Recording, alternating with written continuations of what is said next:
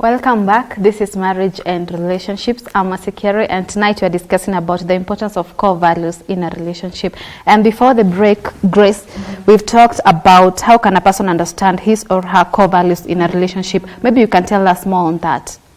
As I was talking about assertiveness, and I was talking about the way assertiveness, or what assertiveness is. Assertiveness is the ability to know what you want, why you want it, and how you want it, in respect to the other person's culture, beliefs, and everything. And I was saying, when you're able to know who you are, what you want, you will be able to lay down the right core values in a relationship. As I gave an example at work and also in relationship, you'll be able to know this is what I want. So when someone breaks the boundaries, you'll be able to know, oh, please, we discussed about this. We said honesty is going to be one of the core values. We said that trust is going to be one of the core values. And you have really gone beyond what we discussed. And I also said by understanding that is by having a self-concept and also more so having a higher self-esteem. Because most of the people who have a low self-image about themselves, maybe they think they're big, or maybe they are taller and everything. They always feel like as if they have to give. They always have to give for a relationship to go on. So in that circumstances, they're not able to lay down the right core values, because they always feel like I have to give for this relationship to go on. And they forget relationship is a matter of giving and taking. You cannot always be giving. You also have to wait for the other person to give.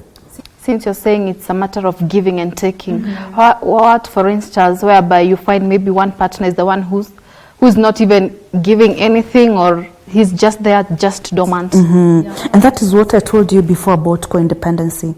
Most of the people going into a relationship, because they expect that one person is going to fulfill their desire. There's a theory that talks about the stages of how everyone goes through. And in the stage with Erik Erikson, he called the phallic stage. I think when you see young kids growing up around 4 years, you've seen that a girl wants to be associated more with the dad, and a boy child wants to so much to be associated with the mother. In that situation, there are people who do not bond with their parents when they're there, especially in families of single parents or single mother. Maybe you're a mother, maybe you only had a mother, you never had a father. So in that situation, you missed that stage. You are not able to bond with your father. So when you grow up, you always expect, you're looking for a father figure in this other person, isn't it? And you're always feeling that there's this emotional need that was never fulfilled in me. So you're always looking for, you're always feeling as the weaker person, isn't it? And you always want to be the one who maybe is giving because you're feeling you're threatened, isn't it? Because unless you give, you feel, oh my God, this person is going to go. So that need, many people got fixated in that. Yeah. Okay. And how does the core values affect teenagers in this society? One of the things is that there's a stage we called identity versus role confusion. This is between 12 to 18 years. This is a stage by a teenager is trying to identify who they are, okay? And they also get the confusion because they also want to fit in the culture, in the society. So with those fixed and mixed up reactions they end up not able to lay down the right core values, isn't it? That is why I would like to recommend for parents to be able to understand to be empathetic with their teenagers, especially when they're in this stage, isn't it? Because one of them is the teenager wants to fit in with the others, and maybe to fit in they have to engage in things like drug abuse, in things like crime, isn't it? And maybe the parent is a Christian, and one of the core values in the family is honesty, isn't it? Is openness, because those are things we are taught when we are in church, isn't it? So in that time, we find that parents, they really collide with the teenagers at this time, because I want you to do this, The teenager want to do this because they feel they are grown. They feel they have the shoulders. The young boys, they feel, I have the shoulders, the guts, the breasts are coming out. I have hips. What do you want to tell me? So at this time, you find that the values collide, especially with parents at the time, with parents and their teenagers.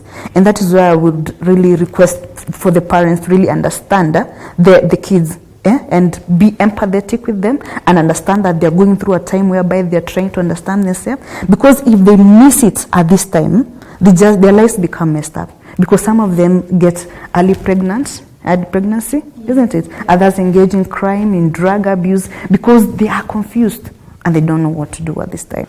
Okay, other than maybe being open to one another, teenager and a parent, don't you think even high pressure is one of the key? Yes, especially peer pressure within the society. Yes. Yeah. How can you maybe tell us about that peer pressure now, regarding now the teenagers? One thing I would like to tell the teenagers is that they need to be aware of who they are. Because at this time is whereby the girl wants a boy, they want a boy-girl relationship at this time. And maybe you're seeing like everyone is having it. You're seeing like everyone has this style. And also the media. The media is very good, Mercy. But there's some things that are coming out and everybody wants to be like this star. And maybe your parent is not able to make you live like this star. And in the social media, you see your friends are putting these posts every day. But most of the people are lying. They don't really live that life. Most of them are faking it. And you see this teenager is trying to live up with this thing because of the peer pressure. So their core values actually, the peer pressure, as you said, the peer pressure really, really affects them. Because they want to fit in, they want to live this life like the star they see.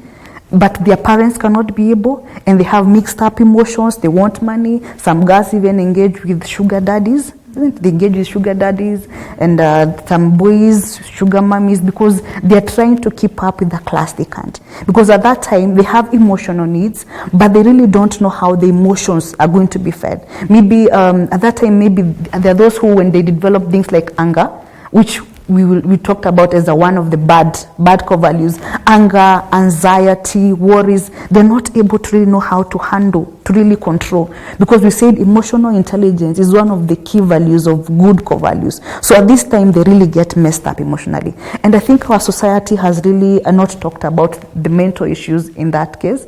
Because most of the cultures, they really say that men should not cry. Which I don't know why. Because everybody feels the emotion, isn't it? So we should let people know how to vent out the emotion, but also teach people how to control the emotions. Let them be taught how to go out for jogging if they are angry. If they feel they are worried, let them go to activities like playing basketball, so that they can be able to really know how to control the emotions, not suppress them really. Because when people suppress the emotions, they explode, isn't it? When the emotions are too much, also in families, that's why people are committing suicide and killing each other. Because maybe the family, maybe the husband has an affair, and the wife is not able to really talk about what they're feeling, the anger, it piles up, isn't it? And maybe the person is a melancholic, which I said is a solitude person who wants to really be quiet and stay there. And maybe when the emotions are so much, and one day they explode, they kill people, isn't it? You've seen in TVs, a person killing the whole family, killing themselves, and writing a letter because the emotions, he or she was not taught how to really control the emotions, how to express them well. Yes. Okay, thank you so much, Grace. This is Marriage and Relationships, and tonight you're talking about the importance of core value in a relationships. And speaking of these core values, Grace, what are the benefits of core values in a relationship? The benefits of core values, I go to number one, is problem-solving skills.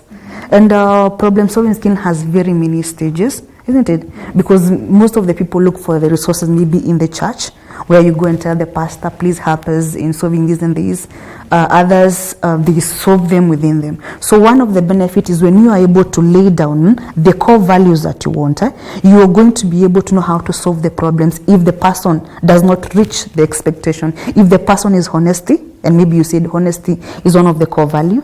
If the person is not trustworthy, is not open, you're going to know these are the stages we are going to go through to solve the problems. So one of the benefits is problem solving skills. And also health. As I said before, most of the people are suffering today because of relationship problems, maybe stress at work. You're not able to communicate to your bosses. You're not able to reach to the expectations or the principles that were laid out. So in this, it leads to too much stress, and which leads to health problems. Also things like depression. Depression has been a very, very high level because most of the people are not able to know how to vent out their problems mentally or emotionally. So one of the benefits, it helps you avoid stress because after laying down everything, you're going to know how to solve it. Also health-wise, physically, you'll avoid things like ulcers, as I said before, hypertension, those chronic diseases that brought up by stress, when you're going to be able to open up. And also one of the benefits is that you're going to be able to be empathetic. As I said before, empathy is the ability to put yourself in the other person's shoes without really getting lost or without judging them. So one of the benefits of the core values is that they help you become tolerant. They help you understand that I'm dealing with a person who maybe the background was not so good. They're coming out with issues, isn't it? Most of the issues, for example, if there's a marriage and the man is a firstborn, isn't it? And has the choleric personality. The firstborns always want to be the one of the lead. I think you've seen them. They want to be the one in the command. And maybe the wife was a lastborn. The lastborn used to be in papa and with everything. Used to be, hey, mommy, come here, daddy, because you're the lastborn. So when these two people come together, and maybe they lay down their personality, their core values or the expectations, they will not be met because we are meeting two people who have come from different backgrounds. They have been brought up differently, okay? So when you understand your core values, the one benefit is you're going to be tolerant. I'm going to understand that, yes, you've read this core value, but I have to understand that this person is coming from a different setup, the environment, isn't it? Most of the people who come from the slums, maybe they have seen people murdering each other, they have seen chaos all over the place, and maybe you're coming from another place like an estate and you put these people together. And we also know that environment really plays a lot in impacting the personality of a person. So when these people meet up together, when you lay your core value, one benefit is that you're going to understand and be tolerant with this person. Understand you're coming from a different family, you're coming from a different environment. So what has affected you is different. And for me to accept you, even as I lay my values, I have to be empathetic. I have to understand that you have your issues mentally, you have your issues emotionally, and you have also your issues behavior-wise. So I will try to really understand and be tolerant. Okay, this is marriage and relationships, and tonight you're talking about the importance of core values. And for your SMS number, for any question you might want to ask Grace tonight, our SMS number is 0706 100 100. We are also on a social media platform, that is Champions TV Kenya Facebook, and at Twitter at Champions TV Kenya. Grace, as we wind up, kindly, maybe you can tell us in about 2 or 3 minutes, how do partners respect each other core values? Thank you so much. One of the things that partners should respect is we need to understand each other, as I said. We really need to understand that we're coming from different backgrounds, we have different personalities, we have different attitudes, and also we also have to really look at the way we put down our expectations. We have to put realistic expectations. So you don't expect this person to fill the gap that you never had. And also for partners, try to understand that this person has issues mentally, emotionally. Maybe they never got the right, they never came from the right families. So try to understand, try to be empathetic, try to be real, and try to accept this person the way really they are. Yes, and that will really help. Thank you so much, Grace. Thank you so much for coming tonight. Thank you, Mercy, for having me. Okay, you're most welcome. We've come to the end of our program tonight. I'm your host, Mercy Kire. Tonight we'll be discussing about the importance of core values in a relationship. See you next time, same place. Have a blessed night.